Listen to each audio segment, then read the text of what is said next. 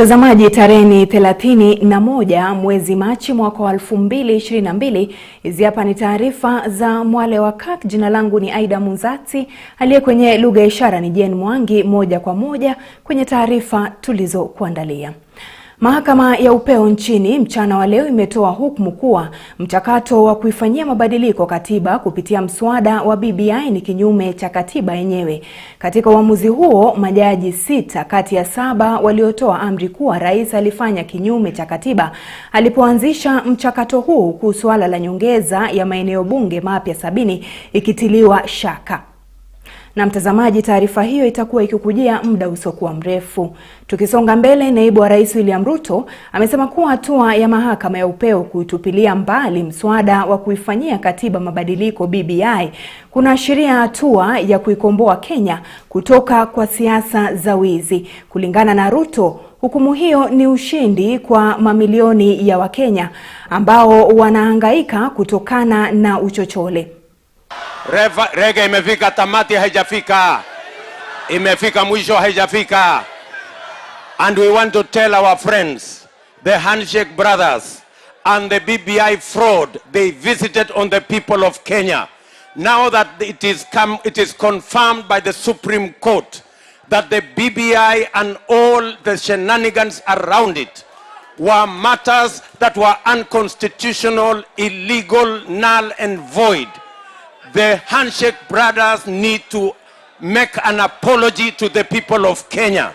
They have wasted 4 years of our time.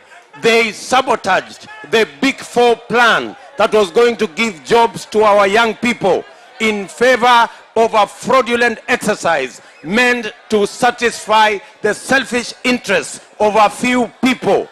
Now that the court has made a determination that the BBI process was illegal, unconstitutional, null and void, now we want to tell them the least we expect from the promoters of the BBI nonsense is for them to own up and apologize to the people of Kenya that they wasted our 4 precious years. Mimi naungana na Deputy President kusema kwamba tunatoa shukrani kwa Supreme Court ya Kenya kwa sababu wameweka kikomo kwa huu ujanja, huu utapeli wa BBI. Sisi tunasema kwamba hawa jamaa kwa muda wa miaka 4 wametumia karibu bilioni 20 na hata zaidi kutuzungusha, lakini sasa Supreme Court imesema Kenyans cannot continue to suffer the way they have been suffering. Kwa hivyo tunasema asante sana kwa Supreme Court. Leo sisi kama Kenya Kwanza tunataka kutoa kofia yetu kwa Supreme Court.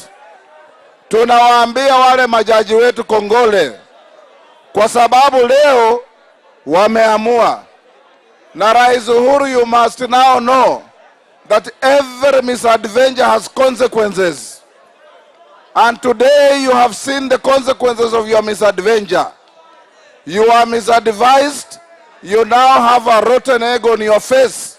We will demand and we will move a motion in Parliament to ask the Auditor General, and we have the powers. I am a member of the Public Accounts Committee. I am a member of Parliament. I'm a ranking member. I will move a motion compelling the Auditor General to institute a forensic audit, because Parliament is in charge of the budget making process. Parliament prepares the appropriation bill. Parliament prepares the finance bill. We will ask the Auditor General, we want to know those who authorized, the accounting officers who authorized the usage of 20 billion on BBI, now that the Supreme Court has confirmed that the whole process was unconstitutional. Na mtazamaji, sasa turejelee taarifa yetu tuliyokuwa tumeipa kipaumbele, ambapo mahakama ya upeo nchini mchana wa leo imetoa hukumu kuwa mchakato wa kuifanyia mabadiliko katiba kupitia mswada wa BBI ni kinyume cha katiba yenyewe. Katika uamuzi huo, majaji 6 kati ya 7 waliotoa amri kuwa rais alifanya kinyume cha katiba alipoanzisha mchakato huo, huku swala la nyongeza ya maeneo bunge mapya 70 ikitiliwa shaka. Vincent Kerosi na mengi.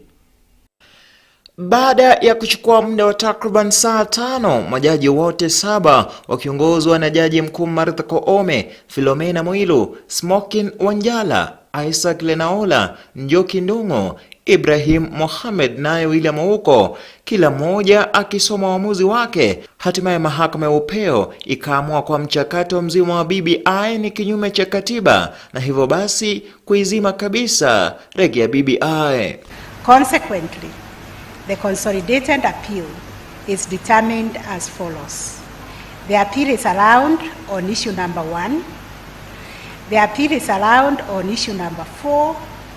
The appeal is allowed on issue number 5. The appeal is allowed on issue number 6. The appeal is allowed on issue number 7. The appeal is disallowed on issue number 2. The appeal is disallowed on issue number 3. Miongoni mwa masuala 7 yaliyoibuliwa na kukatiwa rufaa katika mahakama hiyo baada ya mchakato huo kufeli katika mahakama kuu na ile ya rufaa, kuhusika kwa rais kwenye mchakato huo kukawa swala kuu pamoja na nyongeza ya maeneo bunge 70 mapya lililozima kabisa BBI. The basic structure doctrine is not applicable in Kenya. Ibrahim, Supreme Court Judge dissenting. Masuala mengine yenye utata yakawa muundo msingi wa katiba ya Kenya na uwezo wake wa kutorekebika, ambalo lilipingwa na kila jaji, huko Ibrahim Mohamed akiwa peke aliyeamua kwa swala la muundo laweza kutumika nchini. Now, in all these cases, the applicability of the basic structure doctrine was not a substantive question of the courts. The courts were asked to determine, unlike the present one. Swala la rais kuhusika lilikataliwa na majaji 6, Njoki Ndung'u pekee akawa aliyeliunga mkono.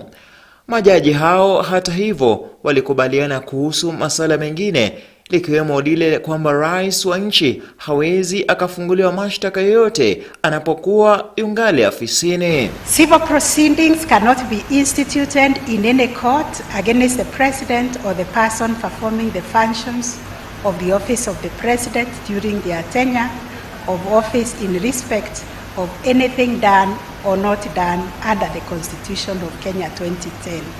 That was unanimous. Uamuzi wa mahakama ya upeo ukiwa pigo kubwa kwa Rais Uhuru Kenyatta na kinara wa ODM Raila Odinga, ambao kwa muda wa karibia mwaka mmoja wamefanya kila juhudi kudhibiti mchakato huo ambao tayari ulikuwa umetupiliwa mbali na mahakama ya juu na ile ya rufaa. Alipoulizwa, Odinga akatamka kuwa angetoa taarifa kamili baadaye, na hadi tukienda hewani kinara huyo wa Azimio la Umoja hakuwa ametoa taarifa hiyo. Just seen the judgment, we are going to issue a substantive statement about it shortly. Uamuzi huu huenda ukaathiri kwa namna fulani muundo wa miungano wa kisiasa, haswa kuhusiana na nafasi na nyadhifa vigogo wa vyama watakazopata miunganoni. Nikiripotia Mwale wa Kirk, mimi ni Vincent Kerosi. Sisi hatutaki kwenda mahali unataka Na naibu wa rais William Ruto amewataka wapinzani wake kukoma kumzungumzia na kuanza kuwasilisha ajenda na sera zao kwa Wakenya. Kulingana na Ruto, muungano wa Azimio la Umoja hauna ajenda na ndiyo sababu kila wakati wanamfanya kuwa ajenda.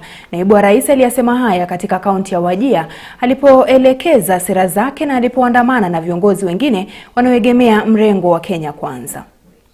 Ruto, tafuteni ajenda muuzie wa Kenya. Tafuteni programu muuzie wa Kenya. Tafuteni mpango muuzie wa Kenya. William Ruto si manifesto yenu. Ama siku ingine tena mtarudi mseme kura zenu zimeibiwa kwa sababu wananchi wamekosa sera kwenu na wamepigia Kenya Kwanza. Don't blame us. when we win the election by a landslide, it's because you don't have a plan. It's because you don't have an agenda. Your agenda from morning up to evening is William Ruto this, William Ruto that, William Ruto the other, William Ruto this. Na mimi nataka nimuulize mzee wa kitendawili. Nilisikia juzi ati mzee wa kitendawili anasema atapigana na ufisadi. My friend, how on earth will you fight corruption? How on earth will you fight corruption? Today, you are the biggest beneficiary of corruption in Kenya. The money you are using in the campaign is money stolen by governors. And you have been given that money, you have asked for that money using force from governors. Mambo ya kutuambia ni motion gani ama gani ilikuwa ikitokea kule bungeni. Sisi tunaambia hawa jamaa waache kutupotosha. Hatuna nafasi na hiyo fitina. Kama kuna mtu ambaye tunataka tuelezwe mambo yake ilikuwa namna gani, wewe ndugu Uhuru, badala ya kuzungusha na kuweka fitina kwamba kulikuwa na motion ya kutoa wewe kutoka kwa deputy president, kwanza tueleze yule jamaa alipojiapisha yeye alikuwa anataka akutoe ama asikutoe. Na Rais Uhuru Kenyatta ameelezea kuridhishwa na ufadhili wa serikali kuimarisha jeshi la Kenya, akisema kuwa miundo msingi muhimu imeafikiwa katika kuwapa wanajeshi utayari wa kutekeleza majukumu yao. Akizungumza hii leo kwenye gwaride la kufuzu kwa makadeti 40 kwenye chuo cha mafunzo ya kijeshi huko Lanet, Rais amesema kuwa chuo hicho ni muhimu kwa usalama wa ukanda mzima wa Afrika Mashariki. Chris Sambu anaarifu. Rais Uhuru Kenyatta hii leo amekuwa mgeni kwenye chuo cha mafunzo ya kijeshi eneo la Lanet, kaunti ya Nakuru, kwenye hafla ya kufuzu kwa makadeti 40 wa kwanza kabisa kupokea mafunzo kwenye chuo hicho baada ya kujiunga mwaka mmoja uliopita. 40 hao wakiwa mradi wa kwanza wa serikali ya Kenya kuanza kutoa mafunzo ya kitaaluma kwa wanajeshi hapa nchini na hata katika ukanda wa Afrika Mashariki. Rais akikaribishwa kwa haiba ya amiri mkuu wa majeshi ya Kenya alipokagua gwaride la heshima na baadaye kuhutubia waliofuzu. Akizungumza, Rais amesisitiza umuhimu wa ufadhili mkubwa kwa Wizara ya Ulinzi ili kufanikisha miundo msingi kwenye majeshi ya Kenya. The red on our flag symbolizes the warriors who went before you, who shed blood and sweat to water the trees of freedom under whose shade we now live. The shields and spears on our national flag remind us that all those who may wish to do harm to Kenya, that we are a nation ready and capable to defend our country, our borders, our independence, and our way of life. Cadets commissioning today, you are there to secure the freedoms and the way of life of 50 million Kenyans. Idara ya jeshi ikitajwa kuwa nguzo kubwa katika uendelevu wa taifa, haswa swala la usalama ambalo limepewa kipaumbele, serikali ikiendelea na mabadiliko ya kutoa mafunzo yaliyo na mbinu za kisasa kwa majeshi yake. As we look into our future, the Kenyan security forces must be effectively prepared to respond to diverse national, regional, continental, as well as global security threats. I am pleased, therefore, to note that our National Defense University of Kenya, that is now a fully chartered university, is now fully up and running and is preparing to commence academic and professional development of the personnel across our entire security sector. Maafisa wa jeshi waliofuzu leo wakiwakilisha kikundi cha kwanza kupokezwa mafunzo kwenye chuo kikuu cha mafunzo ya jeshi hapa nchini, kwani kulingana na mtaala wa mafunzo sasa, Wizara ya Ulinzi inataka kujumuisha masomo ya mafunzo ya kijeshi ili kuwapa wanajeshi wake utayari wa kukabiliana na hali ya sasa pamoja na ile ya baadaye. In fostering a more secure region, I'm also pleased that the Kenya Military Academy continuously welcomes and trains cadets from other countries. Today I welcome the training of cadets from South Sudan, as well as the commencement of an exchange program of cadet training between the Kenya Defense Forces and the Defense Forces of the Republic of Mozambique. As we laud our defense and security forces for their continued efforts in keeping this country safe and secure, I also salute our gallant soldiers who have paid the ultimate price in the line of that duty. Katika chuo hicho, majeshi ya mataifa mengine pia yatakuwa yakipokea mafunzo. Kufuzu kwa kikosi cha kwanza hapa nchini kukiweka wazi msururu wa vikosi vingine kuweza kupokezwa mafunzo. Chris Sambo, Mwale wa Kirk. Na mtazamaji, zidi kufuatilia taarifa zetu kupitia mitandao yetu ya kijamii Facebook na YouTube Kirk TV Kenya. Tunakwenda mapumziko mafupi.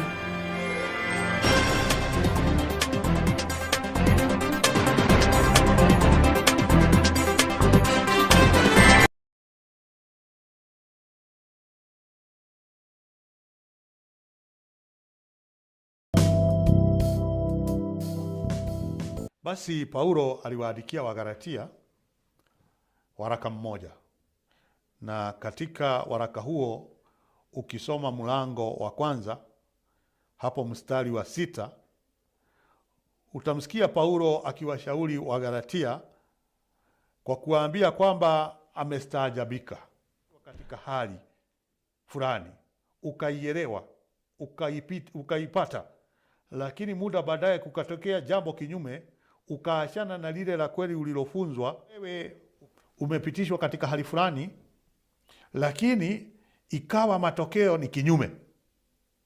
Ikawa umepitishwa katika mambo hayo, mienendo yako baadaye, tabia zako baadaye haziambatani na yale mafunzo uliopewa.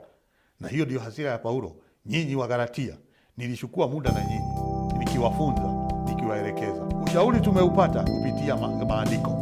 Tumesoma Biblia na tunajua ni lipi lapaswa kufanywa, ni lipi lisilopaswa kufanywa. Kutohudhuria ibada, na ibada tunazohudhuria zikiwa za nyumbani, zikiwa za kanisani, zote huwa ni za kutuelekeza katika mambo ya Ukristo. Mbona tuwajipata kwamba tumekuwa kama Wagalatia ambao kidogo wanaenda kinyume? Jiunge na moderator wa kanisa la PCA Mchungaji Thegu Mutahi kwa mahubiri, mafunzo na ufafanuzi wa masuala ibuka nchini kila Jumapili ya kwanza ya kila mwezi saa 1:30 jioni.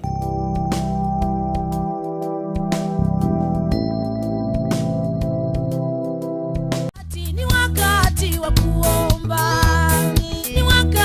Ni wakati wa kuomba. 2022 is a special year for the Women's Guild Fraternity, for we will be celebrating 100 years since the Women's Guild Fellowship began. We must acknowledge that this has been made possible through prayer. In this spirit, we are beginning a journey of 100 days of prayer and fasting for all women, beginning 12 February to 22nd May 2022. In this season, we invite all women to pray for the nation, the church, families, the women ministry programs, and the success of the 100-year celebration, and any other item as the Lord will lead you. Remember, the prayer of a righteous person is powerful and effective. Natangaza ni wakati wa kuomba. The application of the law does not select the rich or the poor. People are supposed to take responsibility for their lives, but society has always looked frowned upon it. Here we educate you on the laws of the land. Adoption does not have so many hurdles and so many laws, and it's not difficult. Matters related to administration of justice. It's very difficult for you to inherit from an estate of a deceased if you're not a child or a bona fide wife. Cover crime related topics. Issues of torture are criminal issues that the government will take very stern action. And many, many more. Leave your worries with the lawyer. Let them go through, let them worry about how you will answer your questions, let them worry about what you will say in court. They will guide you. Sometimes the law is very difficult, but you have judges now to interpret the law. Don't miss Know Your Laws Thursdays at 7:30 p.m. only on Kirk TV.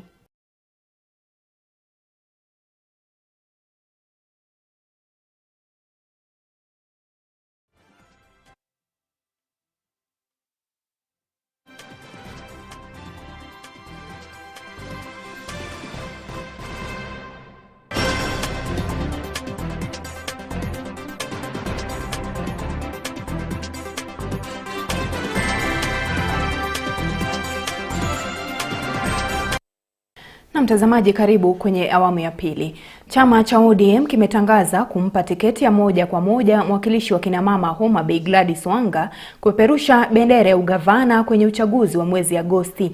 Katika tangazo la leo ambalo limetolewa na kinara Raila Odinga, ni kuwa hatua hiyo imeafikiwa baada ya majadiliano marefu na wagombezi wengine ambao wamesitisha azma yao kumuunga mkono Gladys Wanga.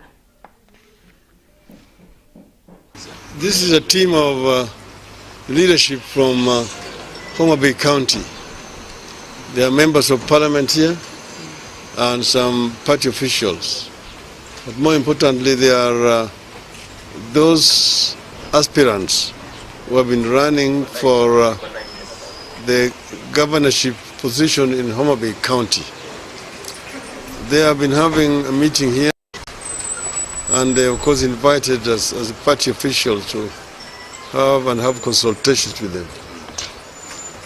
They have had a very extensive consultations, at the end of which an agreement has been reached by way of consensus that out of the 7 contestants who are here, they all agreed to step down and back Mheshimiwa Gladys Wanga as the party candidate in Homa Bay County gubernatorial race. In the same spirit, they've also nominated her running mate as Honorable Yugi Magwanga as the running mate. The party, of course, has taken note and has agreed and issued a certificate to Honorable Gladys Wanga as the ODM party candidate in the gubernatorial race for Homa Bay County.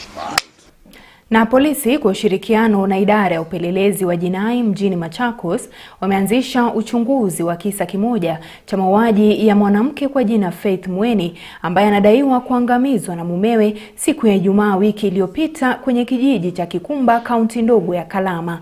Kama vile Dennis Moneni anavyoarifu, ni kwamba baada ya kutekeleza kitendo hicho cha kinyama, mumewe marehemu amekimbilia mafichoni ambapo polisi wanaendeleza msako wake. Ni kwenye chumba hiki usiku wa manane siku ya Ijumaa ambapo mwenda zake Faith Mweni alikumbana na mauti yake baada ya kupata chakula cha jioni na mumewe. Mshukiwa anadaiwa kutekeleza kitendo hicho cha kinyama na kumkatakata marehemu kwa panga kichwani na kwenye shingo, huku babake mshukiwa akisimulia namna walivyogundua kisa hicho cha kinyama. Anasema kwamba ni baada ya mkewe kuwapelekea staftahi alipohisia kuwa hali ya mauti. Kisi ile sikuwa haba zote, tukaenda tukafungua hiyo boma. The first impression, mama aliona miguu ya mama ikiwa inalala kwa kitanda. Na mimi niliona blood kwa kichwa. Mama akaanza kupika duru. Baada ya kugundua kitendo hicho, babake mshukiwa pamoja na mkewe walichukua hatua ya kumjulisha msaidizi wa chifu eneo hilo la Kalama, ambapo waliandamana na askari na kuupeleka mwili kwenye hifadhi ya maiti. Mimi nikaenda nikaangalia, nikaona ameshakuwa kuna kitu ilifanyika, na mimi nikafunika. Sasa tukaanza kucommunicate that time. Tuka-communicate na sub-chief aka-communicate na chief aka-communicate na polisi. Na nashukuru kwa sababu polisi haikutake more time, ilichukua muda kidogo mpaka wakaja kama saa 7 hivi wakaanza kazi yao. Akithibitisha kisa hicho, DCIO wa kaunti ndogo ya Machakos Bwana Simon Waithaka amesema kwamba polisi wanaendeleza uchunguzi wakitaka umma kupatiana ripoti zozote za uwepo wa mshukiwa. And it was confirmed that the lady, the deceased, by the name of Faith Mweni Harrison, aged 35 years, an auditor with the Kenya Railways, Nairobi, was found murdered in her house where they stayed with her husband. Unfortunately, the husband was not found. He is on the land, and this made the police to suspect that he could be the one who was involved. So the investigation are ongoing, and we are tracing him. Mwenda zake pamoja na mumewe walikuwa wamehifadhi ndoa njema ambayo kwa mujibu wa babake mshukiwa ni kwamba ni mara ya kwanza jambo kama hilo kujitokeza. Kijana na hiyo msichana, kusema kweli, it was the best I have ever seen. Walikuwa wanapendana sana.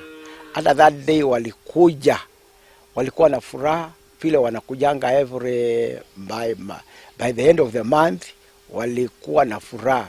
Na mimi sijasikia hata siku moja wakinielezea msichana wa kijana kama wameshakuwa na disagreement.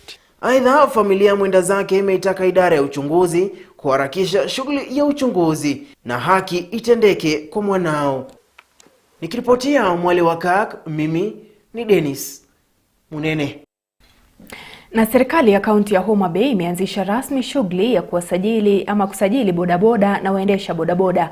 Kulingana na viongozi waliohudhuria uzinduzi wa shughuli nzima, sekta ya bodaboda ni sekta muhimu sana na inayochangia pakubwa katika uchumi wa Kenya. Viongozi hao wakiwamo wa halmashauri ya NTSA walisema kuwa watahakikisha shughuli hiyo inafanyika kwa haraka ili kuwaruhusu wanabodaboda kurejea kazini bila kupitia wakati mgumu. All departments and naval sector, we can only be transformed to be better, but cannot be avoided the way the county commission has said.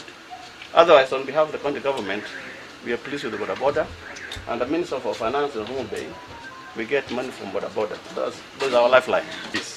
This is a very, very important sector. We know livelihoods are made out of the Boda Boda sector. People have taken their kids to school. Wengi wenu mumepeleka wenzenu hospitali na mumefanya maendeleo yote kwa boda. Now, bottom line is, government is not against boda boda. Are we together? Yes. Government is not against boda boda. In fact, the reforms being introduced within the industry, or rather the sector, is actually to safeguard the sector from being infiltrated by rogue elements. Tuko pamoja? Yes. The NTSA, which is the agency responsible for this exercise, will monitor this exercise and will make an appropriate decision on how to make it more efficient, to make it faster, so that you do not take too long when you come here to be registered. One challenge that is coming with this exercise, madam, that I must say, we are approximately 40,000 Boda Boda operators in Homa Bay County. If we are to achieve full registration in a period of 60 days, it means that our center must have the capacity to register around 660 members in a single day. But the capacity we have now is about 120 or so, 140. So you can see the deficit is very big. This county. Mtazamaji, kwingineko, awamu ya uongozi wa 23 ya kanisa la PCA ikiongozwa na kasisi Thegu Mutai ileo waliandaa ziara kwenye kanisa la kipresbitari la St. Andrews hapa jijini Nairobi, ambapo wamewataka wanapresbitari kushikilia imani yao na nidhamu katika kuabudu. Vile vile wachungaji wameombwa kutilia maanani maeneo ya kuabudu. You are what you eat. Ukisikia kichwa kinauma, jiulize ulikula nini. Ni nini huku kunywa. Our spirituality determines how we move in the country. If we live a prayerless life, we can be sure we will not be successful. Sababu tunakumbuka Yesu alipokuwa anaenda msalabani, alitumia muda kule shamba la Gethsemane akiombea jambo hilo lililokuwa mbele yake. No wonder when he went through that process, preaching well, no. Please guard your pulpits.